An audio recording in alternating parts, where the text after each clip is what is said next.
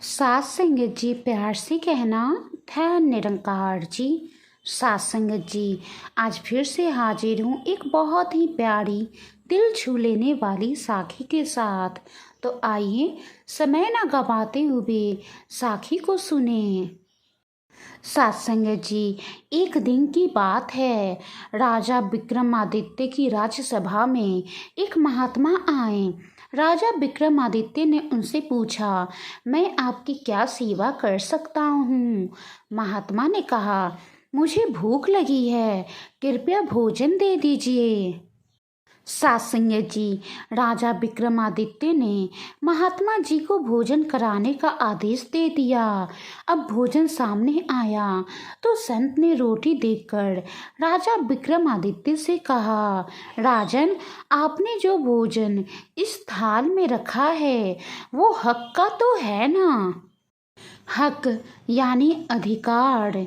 सात संगत जी ये बात सुनकर विक्रमादित्य चौंक गए कि ये हक का भोजन क्या होता है।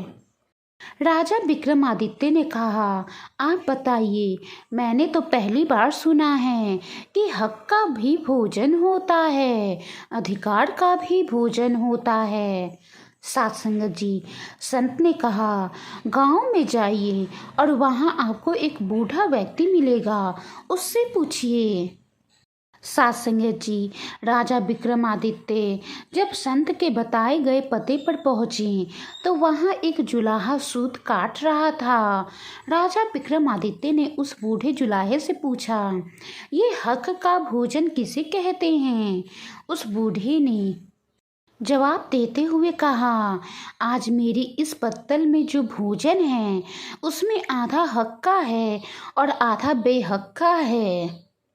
राजा विक्रमादित्य ने बूढ़े व्यक्ति से कहा, कृपया ये बात मुझे ठीक से समझाएं।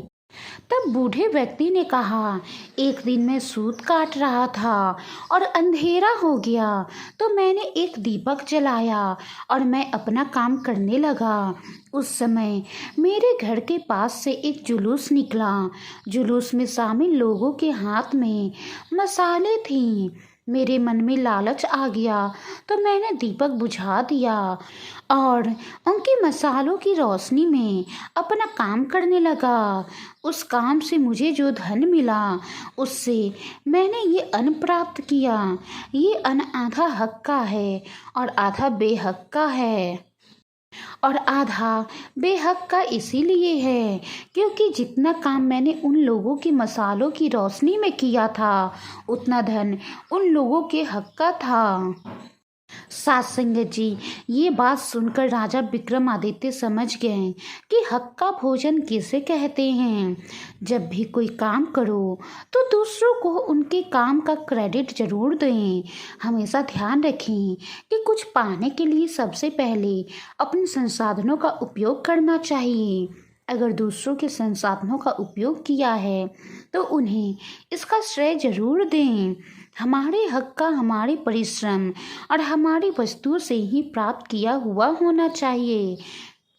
सात संगत जी उम्मीद करती हूँ कि इस छोटी सी साखी से आप समझ गए होंगे कि हक का भोजन क्या है। सात संगत जी वाणी में कोई गलती हो गई हो तो बख्श लेना जी।